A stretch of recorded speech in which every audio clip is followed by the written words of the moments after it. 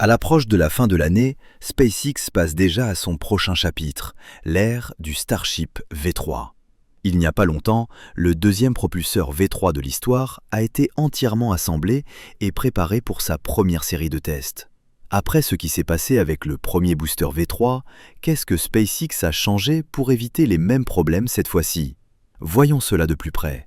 Juste avant Noël, SpaceX a annoncé avoir terminé l'assemblage complet du premier propulseur Super Heavy version 3 prévu pour voler, le Booster 19. C'était probablement un rythme record pour l'assemblage complet d'un propulseur, surtout compte tenu de la rapidité avec laquelle il a été monté. Cet assemblage rapide intervient après qu'une anomalie est survenue sur le Booster 18 lors d'un test de pression du système de gaz, effectué avant le test de résistance structurelle il y a quelque temps. À l'époque, SpaceX avait indiqué que l'équipe de Starbase prévoyait d'assembler le prochain Super Heavy en décembre, afin de rester conforme au calendrier de test pour le premier véhicule Starship V3 et ses systèmes au sol associés. Pour l'instant, le 12e test en vol de Starship est toujours prévu pour le premier trimestre 2026, donc, au moins pour le moment, SpaceX respecte le plan. Si tout se passe bien, le Booster 19 sera le premier monstre à être installé sur le pas de tir et à allumer ses 33 moteurs Raptor 3. Sur le Booster 19, on peut désormais voir que des protections rouges sont utilisées sur les COPV. SpaceX n'a toujours pas révélé la cause exacte de l'incident du Booster 18 et les équipes ont logiquement besoin de temps pour enquêter complètement avant de tirer des conclusions. Cela dit, plusieurs indices indiquent que les COPV, ou réservoirs sous pression en composite, ont joué un rôle majeur dans les dégâts. Les COPV situés dans la zone de la Chine ont explosé.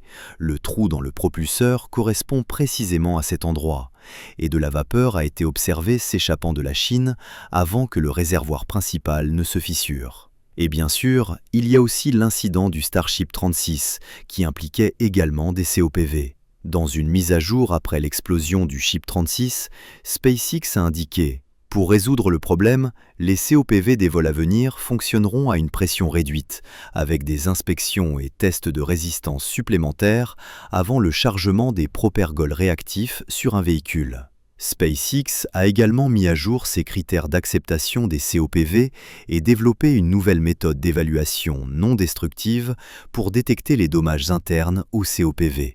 De nouvelles protections externes sont également ajoutées aux COPV lors de leur intégration, ajoutant une couche supplémentaire de protection et une indication visuelle de dommages potentiels. Ainsi, avec la perte du Starship 36 et plus récemment du Booster 18, SpaceX a clairement dû améliorer la manière dont ces réservoirs sont manipulés et installés à l'avenir. Tout dommage à un COPV peut entraîner la perte d'un véhicule entier si l'un d'eux échoue.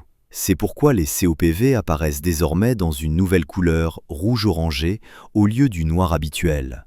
Ce sont ces protections externes mentionnées par SpaceX. En conséquence, on voit également une nouvelle zone de test installée à Massis, spécifiquement pour ces réservoirs. Les protections rouges sont retirées avant l'installation des chines. Le propulseur nécessitera encore des ajustements avant le test cryogénique de résistance à Massis Outpost, et bien que le travail progresse, le calendrier pour une préparation complète au test reste flexible. Pour l'instant, le Booster 19 a clairement la priorité. La question ouverte est de savoir si SpaceX investira également des ressources dans le Booster 20 pour maintenir une redondance. L'OLM-2 introduit un grand nombre de nouveaux systèmes, dont beaucoup ne peuvent être testés complètement sans un propulseur sur le pas de tir. Chacun de ces tests comporte un risque non nul d'incident grave. Savoir qu'un propulseur de secours attend dans les coulisses serait un grand soulagement. Bien sûr, il faut aussi considérer l'équilibre de la production. Précipiter les tests du Booster 19 ou accélérer le Booster 20 au détriment du B21 et des suivants n'a pas beaucoup de sens sur le long terme et peut facilement créer des problèmes en aval. Cependant, il existe une ligne de production distincte pour les étages supérieurs. Si les propulseurs deviennent le facteur limitant, SpaceX pourrait ralentir légèrement la production des vaisseaux et rediriger main-d'œuvre et outillage vers la ligne de propulseurs, donnant un coup de pouce à court terme sans affecter significativement la disponibilité future des propulseurs. Par ailleurs, certains estiment que le retard dans la disponibilité du propulseur ne retarderait pas immédiatement le lancement. Le propulseur est le premier élément majeur à sortir de l'usine. Le vaisseau n'est pas prêt et la construction du pas de tir est toujours en cours. Cela signifie que le propulseur pourrait absorber des retards importants avant que cela n'affecte la date de lancement. Le booster 18 illustre bien ce point. Il n'était certainement pas à 2 mois de la préparation au lancement. En réalité, il était beaucoup plus proche que cela.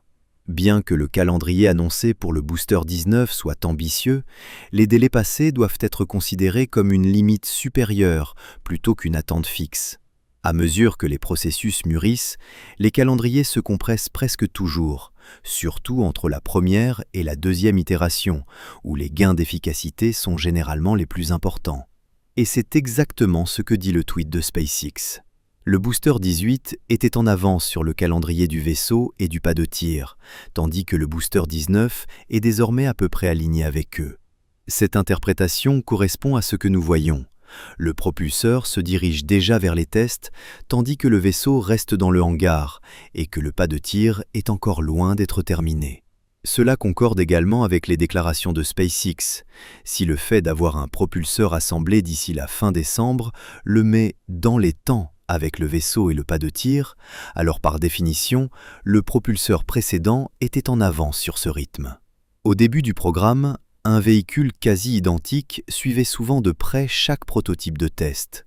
Si un oupsie survenait, à moins d'un défaut fondamental de conception, cela ne causait généralement pas de retard majeur.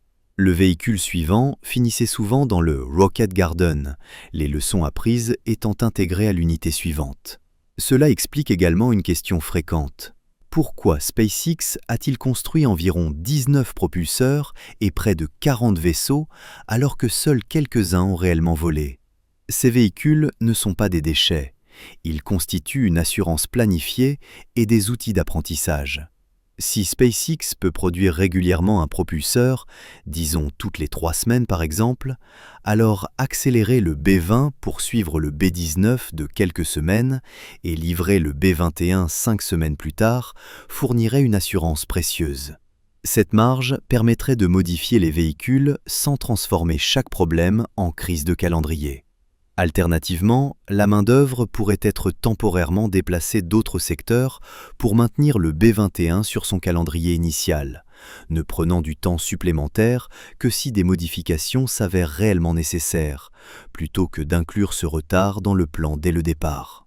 Avec un tout nouvel OLM en cours de test, maintenir un propulseur de secours dans les coulisses semble être une approche prudente et disciplinée. Cela dit, on espère que la cause principale de la défaillance du propulseur pourra être identifiée rapidement et que les actions correctives seront mises en œuvre proprement sur le véhicule suivant, permettant au booster 19 de passer les tests sans problème majeur.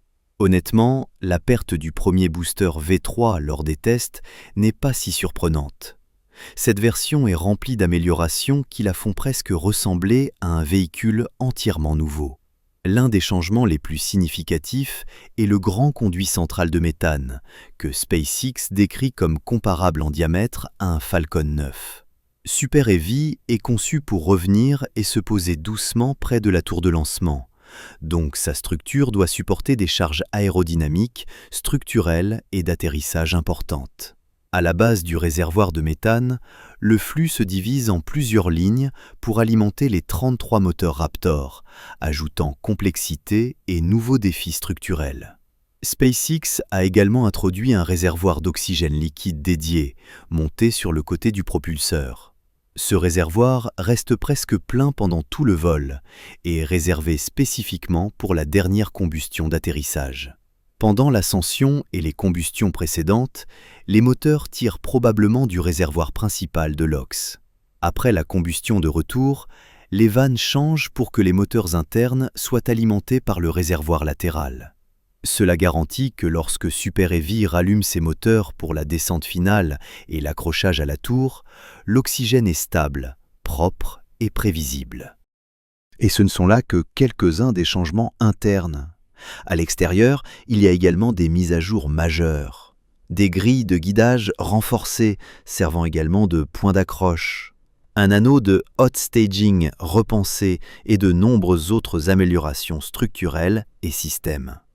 Avec autant d'améliorations sur les 2 étages, il est raisonnable de s'attendre à ce que les premiers vols prennent un certain temps, le temps que les systèmes soient ajustés et validés.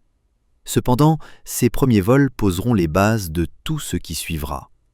Les objectifs de SpaceX pour cette phase sont clairs: réussir des accrochages cohérents à la tour, commencer à lancer des charges opérationnelles, comme les satellites Starlink version 3, démontrer le ravitaillement orbital, déployer le premier dépôt de Propergol et continuer à améliorer le bouclier thermique pour la rentrée atmosphérique, probablement le défi technique le plus complexe à venir.